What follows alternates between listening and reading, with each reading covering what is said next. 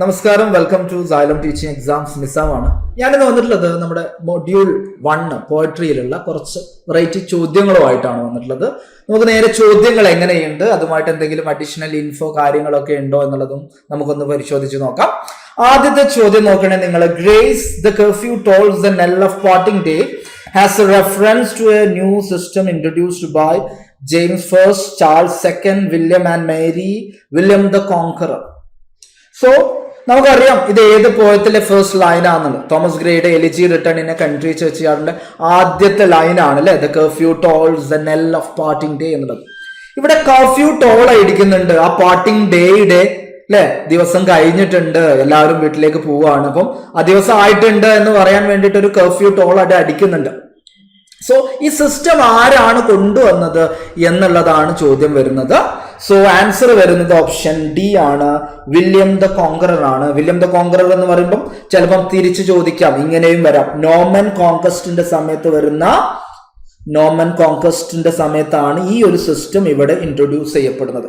ഈ സിസ്റ്റം എന്ന് പറഞ്ഞാൽ കർഫ്യൂ എന്ന് പറഞ്ഞ വാക്കിന്റെ പണ്ടത്തെ അർത്ഥം വരുന്നത് നോക്കണേ നിങ്ങൾ, കവർ ഫയർ എന്നായിരുന്നു. കവർ ഫയർ എന്ന് പറഞ്ഞാൽ എന്താണ്? രാത്രിയാകുമ്പോൾ എല്ലാവരോടും എന്താണ് ഈ ബെല്ലടിച്ചിട്ട് പറയാണ്, നിങ്ങൾ നിങ്ങളുടെ വീട്ടിലെ ആ ഫയർ ഒന്ന് എക്സ്റ്റിങ്ക്വിഷ് ചെയ്യണം. കാരണം എന്തിനു വേണ്ടിയിട്ടാണ്? രാത്രി തീപിടുത്തം ഉണ്ടാവാതിരിക്കാൻ വേണ്ടിയിട്ട് ഒരു പ്രൊട്ടക്ഷന്റെ ഭാഗമായിട്ട് വില്യം ദ കോൺകറർ നോർമൻ കോൺക്വസ്റ്റിന്റെ സമയത്ത് ഇൻട്രൊഡ്യൂസ് ചെയ്ത സിസ്റ്റമാണ് ഈ കർഫ്യൂ ടോൾസ് എന്നുള്ളത്. സോ ഗ്രേഡ് സമയത്ത് എന്താണ് അതങ്ങ് പോയിട്ടുണ്ട്, പിന്നീട് അതൊരു സെറിമോണിയലായിട്ട് ഇങ്ങനെ അടിക്കുന്നു എന്നുള്ളൂ. സോ ആ സിസ്റ്റം ഇൻട്രൊഡ്യൂസ് ചെയ്തത് വില്യം ദ കോൺകറർ ആണ്.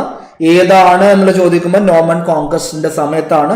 കർഫ്യൂ എന്ന് പറഞ്ഞാൽ അന്ന് കവർ ഫയർ എന്നായിരുന്നു കേട്ടോ, തീ അണക്ക്, അല്ലെങ്കിൽ രാത്രി തീ കത്തി ഓലൊക്കെ ആയിരിക്കുമല്ലോ, അപ്പൊ അത് കത്തിപ്പിടിക്കാതെ അപകടം ഉണ്ടാവണ്ടെന്ന് വിചാരിച്ചിട്ട് അങ്ങനെ ഒരു സിസ്റ്റം ഇൻട്രൊഡ്യൂസ് ചെയ്തായിരുന്നു. സോ അത് ഓർത്തിരിക്കുക. അതിന്റെ കൂടെ ഫസ്റ്റ് ലൈൻ ഏതാണെന്ന് ചിലപ്പോൾ ചോദിച്ചേക്കാം. Elegy written in a country ചർച്ച്യാർഡിന്റെ first line, the curfew tolls the knell of parting day എന്നുള്ളത് കേട്ടോ. ഇനി നമ്മൾ അടുത്ത ചോദ്യത്തിലേക്കാണ്. What is the rhyme scheme of a Shakespearean sonnet? Shakespearean സോണറ്റിന്റെ റൈം സ്കീം ഏതാണ് എന്നുള്ളതാണ് നമ്മൾ നോക്കേണ്ടത്. സോണറ്റ് എന്ന് പറയുമ്പോൾ നമുക്കറിയാം 14 ലൈൻ ഉള്ള പോയമാണ് എന്നുള്ള കാര്യം നമുക്ക് അറിയുന്നതാണ്. ഷേക്സ്പീരിയൻ സോണറ്റിന്റെ ഫോം എന്ന് പറയുന്നത് 3 ക്വാഡ്രൈൻ ഉണ്ട് അല്ലെ, 3 ക്വാഡ്രൈൻ. അത് കഴിഞ്ഞിട്ട് ഒരു റൈമിംഗ് കപ്ലെറ്റ് ആണ് വരുന്നത്. റൈമിംഗ് കപ്ലെറ്റ് എന്ന് പറയുമ്പോൾ 2 ലൈനാണ് എന്നുള്ള കാര്യം നിങ്ങൾക്ക് അറിയാം. ക്വാഡ്രൈൻ എന്ന് പറയുമ്പോൾ 4, അപ്പം 4 × 3 12, അതിലേക്ക് ഒരു 2 ലൈനും 14 line. So A B CD EF GG ഇങ്ങനെയാണ് ഷേക്സ്പീരിയൻ സോണറ്റിന്റെ സ്ട്രക്ചർ വരുന്നത്. അതിൽ വ്യത്യസ്തമായിട്ട് നമുക്ക് പെട്രാക്കൻ സോണറ്റിന്റെ ഉണ്ട്, ഒക്ടേവും സെസ്റ്ററ്റുമായിട്ട് വരുന്നത്. ഓണിസ് ബ്ലൈൻഡ്നെസ് ഒരു പെട്രാക്കൻ സോണറ്റ് ആണെന്ന് അറിയാം. സോ അതിന്റെ ഇടയിൽ എന്താണ്, 8ാമത്തെ ലൈൻ കഴിഞ്ഞിട്ട് അവിടെ ഒരു നമുക്കറിയാം ഒരു വോൾട്ടേ ഉണ്ട് അല്ലെ, ഒരു ഷിഫ്റ്റിംഗ് ടേൺ ഉണ്ട്. അതെല്ലാം കൂടെ നിങ്ങൾ കൃത്യമായിട്ട് അറിഞ്ഞിരിക്കണം. സ്ട്രക്ചറിനെ കുറിച്ച് പറയുമ്പം വോൾട്ടയെ കുറിച്ചിട്ട് അറിയണം നിങ്ങൾ. അതുപോലെ പെട്രാക്കൻ സോണറ്റിന്റെ ആ സ്ട്രക്ചറും കൂടെ നിങ്ങളൊന്ന് മനസ്സിലാക്കി വെക്കട്ടോ. യെസ്, ഇനി അടുത്ത ചോദ്യത്തിലേക്ക് നമുക്ക് പോകാം.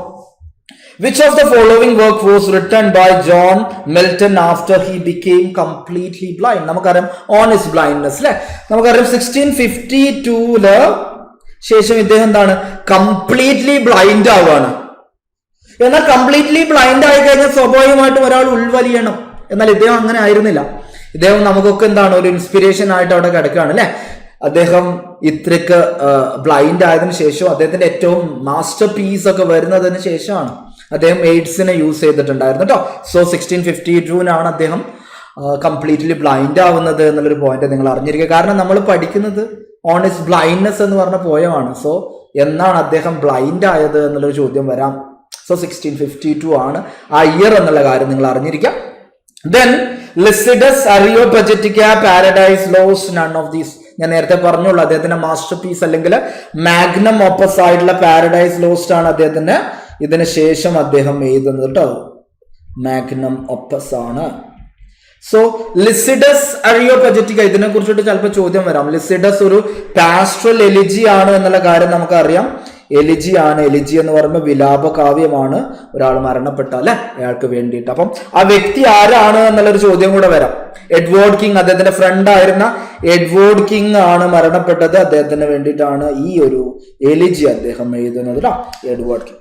ദെൻ അരിയോപജറ്റിക്ക എന്ന് പറഞ്ഞിട്ടുള്ള വർക്കും വളരെ ഫേമസ് ആണ്. അരിയോപജറ്റിക്ക ആണ് ഫ്രീഡം ഓഫ് പ്രസ്സിന് വേണ്ടിയിട്ട് കേട്ടോ, സെൻസർഷിപ്പിന് എഗൻസ്റ്റ് ആയിട്ട് അദ്ദേഹം എഴുതിയതാണ് Areopagitica. Freedom of press, freedom of speech and expression, ഇതിനൊക്കെ വേണ്ടിയിട്ട് അദ്ദേഹം എഴുതിയിട്ടുള്ള ഒരു വർക്കാണ് അരിയോപജറ്റിക്ക എന്നുള്ളത്. സോ ഈ 3 വർക്കും ഇമ്പോർട്ടന്റ് ആണ്. എന്നാൽ ഈ ആദ്യത്തെ 2 വർക്ക് ലിസിഡസ് ആയിക്കോട്ടെ അരിയോപജറ്റിക്ക ആയിക്കോട്ടെ അദ്ദേഹം ബ്ലൈൻഡ് ആവുന്നതിന് മുന്നേ എഴുതിയതാണ്. എന്നാൽ അദ്ദേഹം ബ്ലൈൻഡ് ആയതിനു ശേഷമാണ് അദ്ദേഹത്തിന്റെ മാസ്റ്റർ പീസ് ആയിട്ടുള്ള പാരഡൈസ് ലോസ്റ്റ് കംപ്ലീറ്റ് ചെയ്തത് കേട്ടോ. സോ ആ ഒരു പോയിന്റ് കൂടെ നിങ്ങൾ കൃത്യമായിട്ട് അറിഞ്ഞിരിക്കുക. ഇനി നമ്മൾ അടുത്ത ചോദ്യം എങ്ങനെയാണെന്ന് നോക്കാം. Who was John Donne's wife? John ഡണ്ണിന്റെ വൈഫ് ആരാണ് എന്നുള്ള ചോദ്യം. കാരണം നമുക്ക് പഠിക്കാനുണ്ട് വാലിഡിക്ഷൻ ഫോർബിഡിങ് മോർണിംഗ്.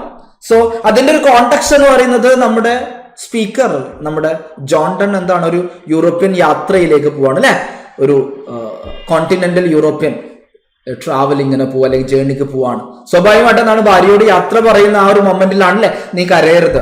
നമ്മുടെ പ്രണയം എന്താണ്, ഇങ്ങനെ കരഞ്ഞ് ലേറ്റിയോട് കാണിക്കരുത് അല്ലെ, ലേമനോട് കാണിക്കരുത്, അല്ലെങ്കിൽ നാട്ടുകാരോട് നമ്മുടെ ഈ സീക്രട്ട് ആയിട്ടുള്ള പ്രണയം കാണിക്കരുത് എന്ന് പറയാണ്. സോ കൃത്യമായിട്ട് നമുക്ക് ആ സമയത്ത് എന്ത് ചെയ്യണം, വൈഫിന്റെ പേര് അറിയണം. വൈഫിന്റെ പേരാണ് ആൻ മോർ കേട്ടോ. സോ അത് ഓർത്തിരിക്കാം. ആൻ മോറുമായിട്ട് അദ്ദേഹം ഇലോപ്പ് ചെയ്യുകയാണ്. അദ്ദേഹം ഒരു കാത്തലിക്കൻ ആയിരുന്നു. സോ ആ ഒരു പീരീഡ് എന്ന് പറയുമ്പോൾ പ്യൂരിറ്റാനിസത്തിന്റെ ഒരു ഗ്രോത്ത് ഇങ്ങനെ വന്നുകൊണ്ടിരിക്കുകയാണ്.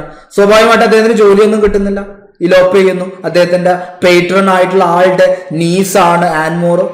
അങ്ങനെ പോവർട്ടി, പിന്നെ ആംഗ്ലിക്കനിസത്തിലേക്ക് കൺവേർട്ട് ചെയ്യുന്നു. അവസാനം എന്താണ്, ഒരു കത്തീഡ്രലിന്റെ ഡീൻ ആയിട്ട് മാറുകയാണ്. സോ അങ്ങനെയൊക്കെ നമ്മുടെ അദ്ദേഹത്തിന്റെ ഹിസ്റ്ററി ഉണ്ട്, അതും കൂടെ ജസ്റ്റ് ഒന്ന് ഓർത്തിരിക്കുക. ദെൻ മെറ്റാഫിസിക്കൽ പോയട്രി, ഏതൊക്കെയാണ് പോയറ്റ്. മെറ്റാഫിസിക്സ് എന്ന് പറഞ്ഞ ടേം ആരാണ് ആദ്യമായിട്ട് യൂസ് ചെയ്തത്? നമുക്കറിയാം ജോൺ ഡ്രൈഡൻ ആണ്. ദെൻ മെറ്റാഫിസിക്കൽ പോയട്രി എന്ന് പറഞ്ഞിട്ടുള്ള ആ ഒരു കാര്യം വരുന്നത് സാമുവൽ ജോൺസൺ ആണ്. ദെൻ മെറ്റാഫിസിക്കൽ പോയട്രി എന്ന് പറയുന്നുള്ള എസ് എഴുതിയത് T.S. എലിയറ്റ് ആണ്. ഇങ്ങനെയുള്ള കുറച്ച് പോയിന്റ്സും കാര്യങ്ങളൊക്കെ നിങ്ങളൊന്ന് അറിഞ്ഞു വെക്കുക കേട്ടോ. ദെൻ അടുത്ത ചോദ്യം, the poem Tintern Abbey composed on dash 1798. So July 14, June 15, July 13, July 10, ഇതിൽ ഏതായിരിക്കും ആൻസർ ആയിട്ട് വരുന്നത്? കൃത്യമായിട്ട് എന്തുകൊണ്ട് ഇങ്ങനെ ഒരു ഡേറ്റ് നമ്മൾ ഓർത്ത് വെക്കണം എന്നുള്ളതാണ്. കാരണം ടിൻഡൻ ആബി എന്ന് പറഞ്ഞതല്ല അതിന്റെ പേര് വരുന്നത് അല്ലെ. Lines composed a few miles above Tintern Abbey on a revisit എന്ന് പറഞ്ഞിട്ട് ഒരു വലിയൊരു ടൈറ്റിലാണ് പോയത്തിൽ വരുന്നത്. അത് എന്നാണ് എന്നുള്ളത് പോയറ്റ് കൃത്യമായിട്ട് ആ ടൈറ്റിൽ തന്നെ പറയുന്നത്. അത് നമുക്കറിയാം, ജൂലൈ 30 ആണ്. ടിൻഡൻ ആബി എന്നതിനെ ചുരുക്കിയാണ് പറയുന്നത്. ആക്ച്വലി ടിൻഡൻ ആബി എന്ന് പറഞ്ഞ ബിൽഡിങ് ഈ പോയത്തിൽ മെൻഷൻ ചെയ്യുന്നില്ല. ഒരു ഡിറ്റാച്ച്ഡ് ആയിട്ടാണ്, ഇതിനെ കുറിച്ചിട്ട് മെൻഷൻ ചെയ്യുന്നില്ല. കാരണം A few miles above Tintern ആബി എന്നാ പറയുന്നത്. സോ ടിൻഡൻ ആബിയെ കുറിച്ചിട്ട് പോയത്തിൽ മെൻഷൻ ചെയ്യുന്നുണ്ട് എന്നുള്ളൊരു സ്റ്റേറ്റ്മെന്റ് ക്വസ്റ്റ്യന് നിങ്ങൾക്ക് ചോദിക്കുകയാണെങ്കിൽ ഇല്ല, മെൻഷൻ ചെയ്യുന്നില്ല എന്നുള്ള കാര്യം നിങ്ങൾ പറയണം. ഓക്കെ അല്ലേ, സെറ്റ് അല്ലേ? സോ ജൂലൈ 13, 1798 ആണ്. അപ്പൊ കൃത്യമായിട്ട് ഡേറ്റ് ടൈറ്റിൽ തന്നെ മെൻഷൻ ചെയ്യുന്നത് കൊണ്ട് ഈ ഡേറ്റ് വളരെ ഇമ്പോർട്ടന്റ് ആണ്, അത് ഓർത്തിരിക്കാം. അടുത്തത്, what is the rhyme scheme of to skylark by Percy Bysshe Shelley? ഷെല്ലിയുടെ സ്കൈലാർക്ക് നമുക്കറിയാം, വളരെ മനോഹരമായിട്ട് എഴുതിയപ്പെട്ടുള്ള ഒരു പോയമാണ്. സോ അതിന്റെ റൈം സ്കീം ആണ് ചോദിച്ചിട്ടുള്ളത്. കഴിഞ്ഞ തവണ ചോദിച്ചത് അതിൽ എത്ര സ്റ്റാൻസാസ് ഉണ്ടായിരുന്നു എന്നുള്ളതാണ് ചോദിച്ചിട്ടുള്ളത്. ഇനി സ്വാഭാവികമായിട്ടും റൈം സ്കീം ചോദിക്കാം. സോ റൈം സ്കീം എന്ന് പറയുമ്പോൾ ABABB ടോട്ടൽ 5 ലൈൻസ് വരുന്ന 21 സ്റ്റാൻസാസ് ഉള്ള ടോട്ടൽ 105 ലൈൻസ് ഉള്ള ഒരു പോയമാണ്. ഇതിൽ നിങ്ങൾ അറിഞ്ഞിരിക്കേണ്ടത് ആദ്യത്തെ 4 ലൈൻസ് എഴുതിയിട്ടുള്ളത് ട്രൈമീറ്ററിലാണ് കേട്ടോ. ട്രൈമീറ്ററിലാണ് എഴുതിയിട്ടുള്ളത്. എന്നാൽ അവസാനത്തെ 5ാമത്തെ ലൈൻ എഴുതിയിട്ടുള്ളത് അലക്സാൻഡ്രിയനിലാണ് കേട്ടോ. അലക്സാൻഡ്രിയനിലാണ് എഴുതിയിട്ടുള്ളത്. അലക്സാൻഡ്രിയൻ എന്ന് പറഞ്ഞു കഴിഞ്ഞാൽ iambic ഹെക്സാമീറ്റർ ആണ് എന്നുള്ളൊരു കാര്യം കൂടെ നിങ്ങൾ അറിഞ്ഞിരിക്കുക. സോ ആദ്യത്തെ 4 ലൈൻസ് എഴുതിയിരിക്കുന്നത് ട്രൈമീറ്റർ, അവസാനത്തെ ലൈൻ എഴുതിയിട്ടുള്ളത് അലക്സാണ്ട്രിയൻ അല്ലെങ്കിൽ നമുക്ക് എന്ത് പറയാം അയാംബിക് എക്സാമീറ്റർ ആണ് എന്നുള്ള കാര്യം കൂടെ നമുക്ക് പറയാം. സോ റൈം സ്കീം ABABB ആണ് എന്നുള്ള കാര്യം നിങ്ങൾ അറിഞ്ഞിരിക്കും. Then അടുത്ത ചോദ്യം, whom does Ulysses refers to as savage race in Ulysses? So savage raceനെ കുറിച്ചിട്ട് പറയുന്നുണ്ട്, that horde അല്ലെ, അവർ സമ്പാദിക്കുന്നുണ്ട്, ഭക്ഷണം കഴിക്കുന്നുണ്ട്, അങ്ങനെയുള്ള കുറച്ച് കാര്യങ്ങൾ പറയുന്നുണ്ട് യൂലിസിസിൽ ആരെ കുറിച്ചിട്ടാണ് ഈ കാര്യം പറയുന്നത് എന്നാ ചോദിച്ചത്.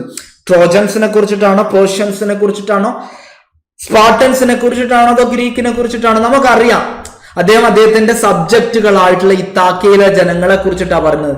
ഇത്താക്ക is A part of Greek. അപ്പൊ നമുക്ക് ഇവിടെ എന്തായിട്ടും ഓപ്ഷൻ ഡി ആണ് നമ്മുടെ ആൻസർ ആയിട്ട് വരുന്നത്. സോ ഇത്താക്കയാണ് കേട്ടോ, ഇത്താക്കയാണ് നമ്മുടെ പ്ലേസ് ആയിട്ട് വരുന്നത്. അദ്ദേഹത്തിന്റെ സബ്ജക്റ്റുകളെ കുറിച്ചിട്ടാണ് പറയുന്നത്, സാവേജ് റേസിനെ കുറിച്ചിട്ടാണ് പറയുന്നത്.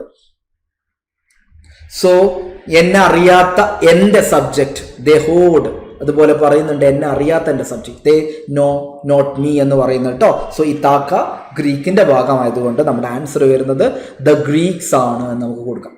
Then അടുത്തത്, which of the following scene is depicted on the Ode on a Grecian urn? A peaceful village scene, a royal procession, a love chase, all of these. അപ്പൊ സ്വാഭാവികമായിട്ടും ഒരു കൺഫ്യൂസിംഗ് ആയിട്ടുള്ള സാധനമാണ്. വില്ലേജ് സീന് നമ്മൾ കണ്ടിട്ടുണ്ട്, ഒരു procession കണ്ടിട്ടുണ്ട്, love chase കണ്ടിട്ടുണ്ട്. അപ്പൊ നമ്മുടെ answer all of the above ആവുമോ?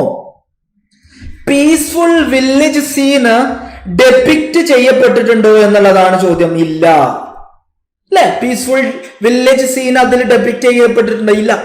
അദ്ദേഹം ഇമാജിൻ ചെയ്യാണ് അല്ലെ, ഒരു പ്രൊസഷൻ കാണുമ്പോൾ അദ്ദേഹം ഇമാജിൻ ചെയ്യാണ് ഇവർ വന്നിട്ടുള്ള ആ ഒരു നാടിനെ കുറിച്ചിട്ട്, ഏത് സീഡ് ഏത് കരയിലാണ് അല്ലെങ്കിൽ ഏത് സിറ്റഡലിൽ നിൽക്കുന്ന ആളുകളാണ് അല്ലെ പറയുന്നുണ്ട്.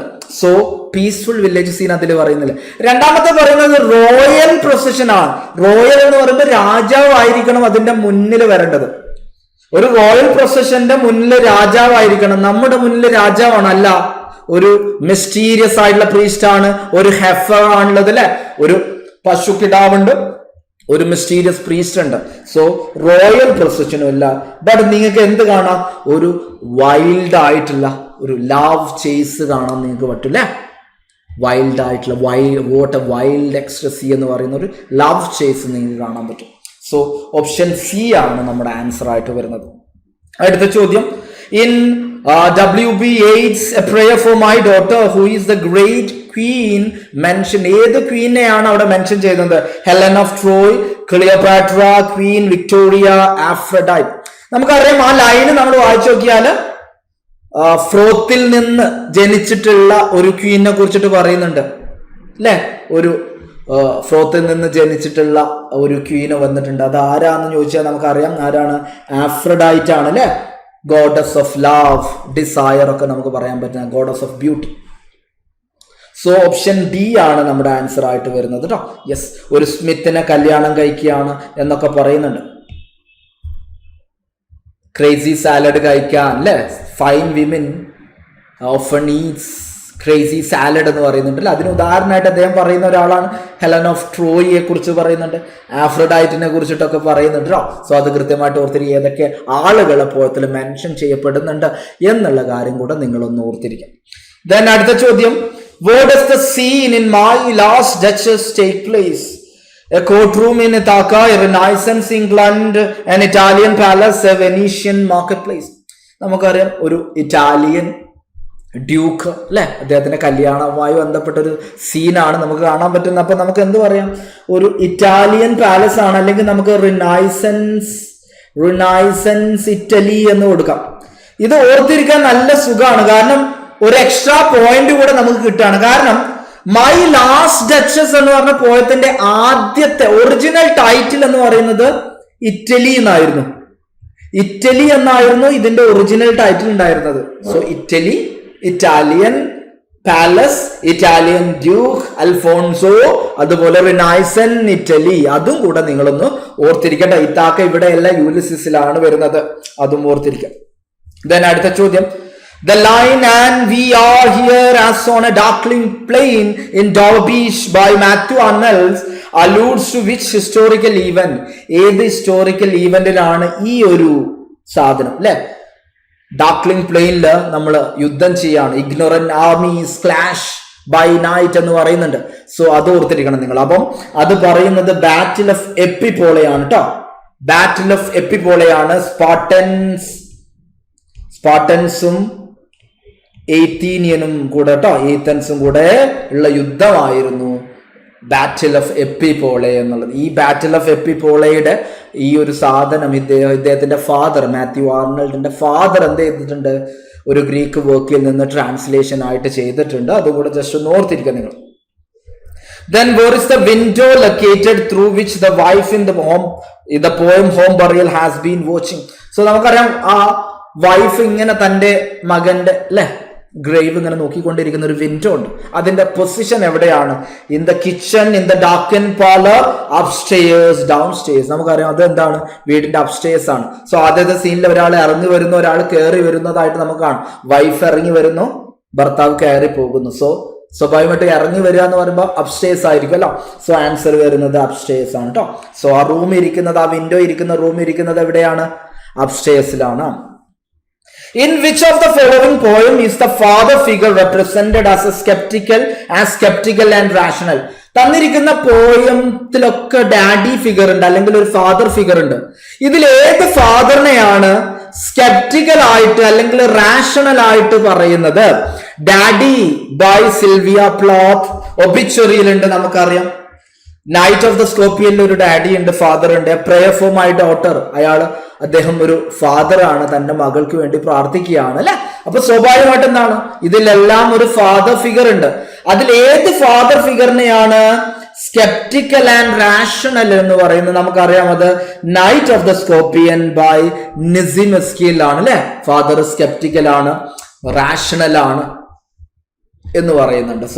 സോ ഓപ്ഷൻ സി ആണ് നമ്മുടെ ആൻസർ ആയിട്ട് വരുന്നത്. അടുത്തത്, the sills in the house of 1000 doors are cut in. Those sills, window sills cut ചെയ്തത് അയണിലാണോ, വുഡിലാണോ, ബ്രോൺസിലാണോ, റെഡ് എർത്തിലാണോ? നമുക്കറിയാം അത് ബ്രോൺസിലാണ്. അതിന്റെ ഹൈറ്റ് അതിൽ കൃത്യമായിട്ട് പറയുന്നുണ്ട്, 3 feet ഹൈ എന്ന് പറയുന്നുണ്ട് കേട്ടോ. 3 feet ഹൈയില് ബ്രോൺസിലാണ് അത് കട്ട് ചെയ്തത് എന്നുകൂടെ കൃത്യമായിട്ട് പറയുന്നുണ്ട്. അതുകൂടെ നിങ്ങൾ ഓർത്തിരിക്കാം. അടുത്ത ചോദ്യം നോക്കും നിങ്ങൾ.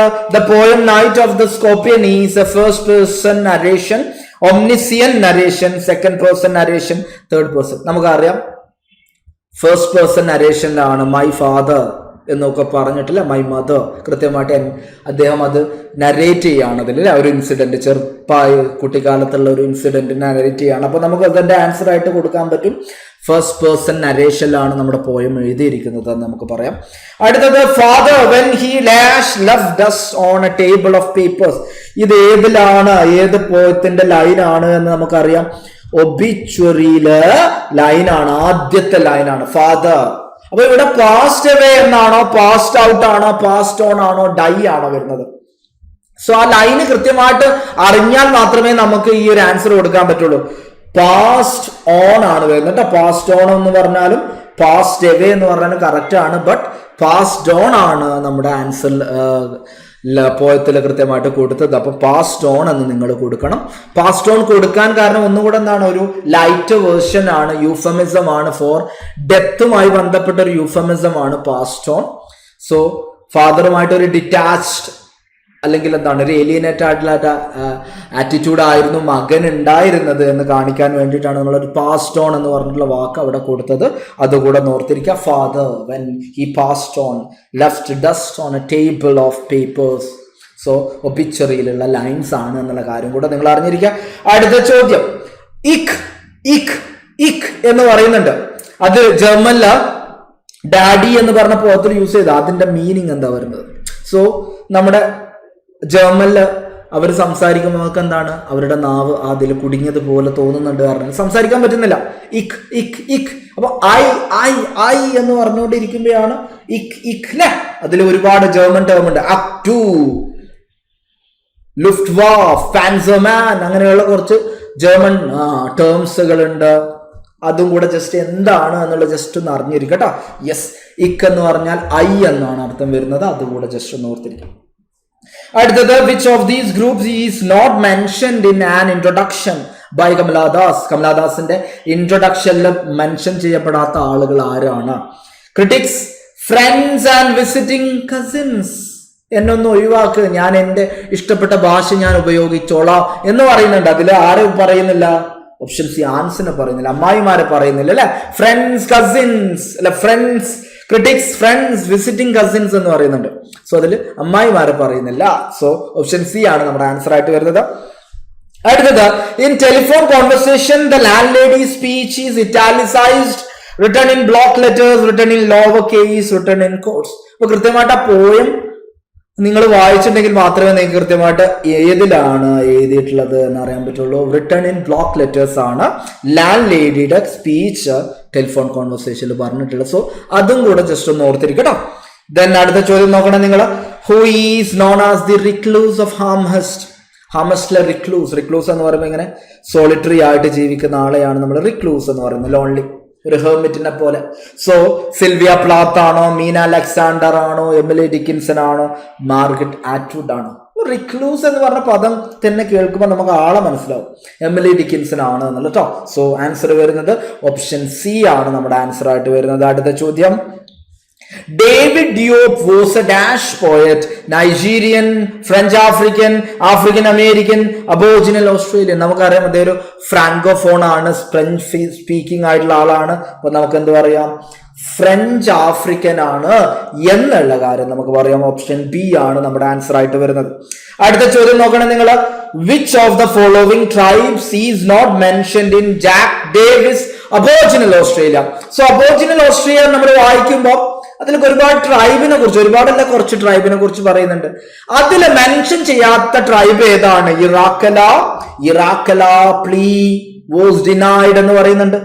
നൂങ്കർ, മുറേ ട്രൈബ്, വരാറാമെൻ എന്നൊക്കെ പറയുന്നുണ്ട്. നൂങ്കർ മാത്രം പറയുന്നില്ല. നൂങ്കർ ആരുടെ ട്രൈബ് ആയിരുന്നു? ജാക്ക് ഡേവിസ് വരുന്ന ട്രൈബിന്റെ ആണ് നൂങ്കർ ട്രൈബ്. സോ അതിൽ നിന്ന് നൂങ്കർ ജാക്ക് ഡേവിസിന്റെ ട്രൈബ് ആണെന്ന് മനസ്സിലാക്കുക. നൂങ്കർ നമ്മുടെ പോയത്തിൽ പറയുന്നില്ല എന്നുള്ളൊരു കാര്യം കൂടെ നിങ്ങൾ അറിഞ്ഞിരിക്കുക. സോ അതുകൂടെ നിങ്ങൾ ഓർത്തിരിക്കുക. ഇനി നമുക്ക് ഒരു ചോദ്യം കൂടെ നോക്കാം.